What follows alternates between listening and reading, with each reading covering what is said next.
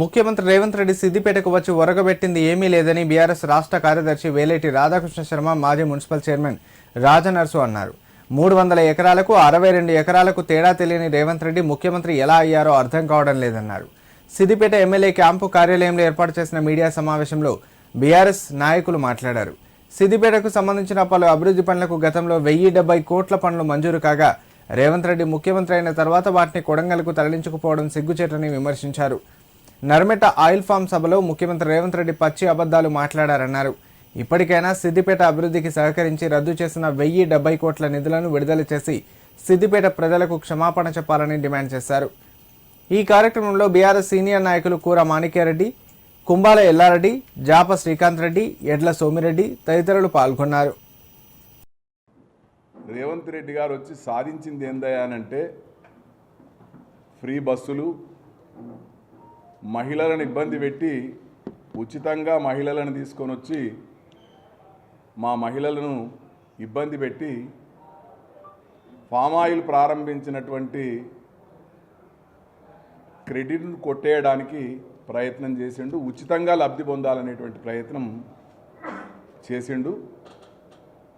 అంతే తప్ప రేవంత్ రెడ్డి గారు సిద్దిపేట కొరగబెట్టింది అని లేదు. మేము సిద్దిపేట నియోజకవర్గం మీద నీకు వివక్షనే లేకపోతే మా వెటర్నరీ కాలేజీని ఎందుకు తరలించుకుపోయినావో చెప్పాలని చెప్పి డిమాండ్ చేస్తూ ఉన్నాం. వెటర్నరీ కాలేజీని తీసుకుపోయినట్టే ఫామ్ ఆయిల్ ఫ్యాక్టరీని కూడా తీసుకుపోతుంటుంది అని అన్నావు. వెటర్నరీ కాలేజీని తీసుకుపోయిన మాట నిజమని నీకు నువ్వుగా ఒప్పుకున్నట్టే కదా. కానీ ఇక్కడ ఏమిచ్చినావు? సిద్దిపేటకు వచ్చి ఇచ్చిందేమి లేదు. నువ్వు ఏమిచ్చినావో 27 నెలల్లో సిద్దిపేట అంబేద్కర్ చౌరస్తాలో మేము చర్చకు సిద్ధంగా ఉన్నాం. దమ్ముంటే రావాలని చెప్పి ఈ సందర్భంగా డిమాండ్ చేస్తూ ఉన్నాం. అదేవిధంగా 27 నెలల కాలంలో మా సిద్దిపేట మీద నువ్వు చూపెట్టిన వివక్ష ఏందో, కొడంగల్కు నువ్వు మంజూరు చేసుకున్నటువంటి నిధులేందో లెక్కలతో సహా చూపెట్టడానికి మేము సిద్ధంగా ఉన్నాం. దమ్ముంటే చర్చకు రావాలని చెప్పి డిమాండ్ చేస్తూ ఉన్నాం. కాళేశ్వరం జలాల ద్వారా ఆయిల్ ఫామ్ మొక్కలను నాటగలిగేటువంటి పరిస్థితి వచ్చింది. కాళేశ్వరం నీళ్ల ద్వారా ఇక్కడ ధాన్యం పంట ఎక్కువగా పండింది. లక్షలాది మెట్రిక్ టన్నుల ధాన్యం ఇక్కడ ఉత్పత్తి జరిగింది. ఆ నెంబర్ 1గా ఉండడానికి కృషి చేసింది ఆనాటి ముఖ్యమంత్రి కేసీఆర్ గారు, ఆనాటి ఇరిగేషన్ మంత్రి హరీష్ రావు గారి కృషి వల్లనే ఈ ప్రాంతంలో ధాన్యం ఎక్కువగా పండుతుంది. వారి కృషి వల్లనే ఈ దేశంలో రాష్ట్రం నంబర్ 1గా ఉండడానికి అవకాశం కలిగింది. ఇవన్నీ వాస్తవాలైతే నిరంతరం విషం కక్కడమే, నిరంతరం అసత్య ప్రసారాలు చేయడమే తప్ప ఎంతసేపు సిద్దిపేట మీద కక్ష, కేసీఆర్ని తిట్టాలి, హరీష్ రావుని తిట్టాలి, ఇంతే తప్ప నువ్వు ప్రజలకు ఉరగబెట్టింది ఏం లేదు.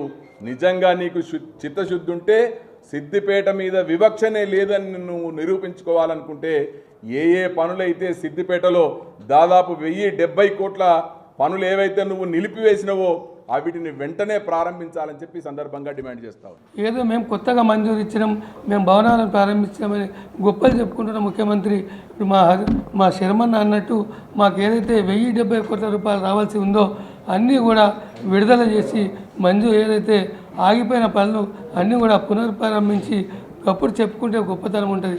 కానీ ఏదో చేసిన వాటికి వాతలు పెట్టినట్టు నువ్వు శంకుస్థాపన చేసినా ప్రారంభోత్సవాలు చేసినా అనేది గొప్ప కాదు.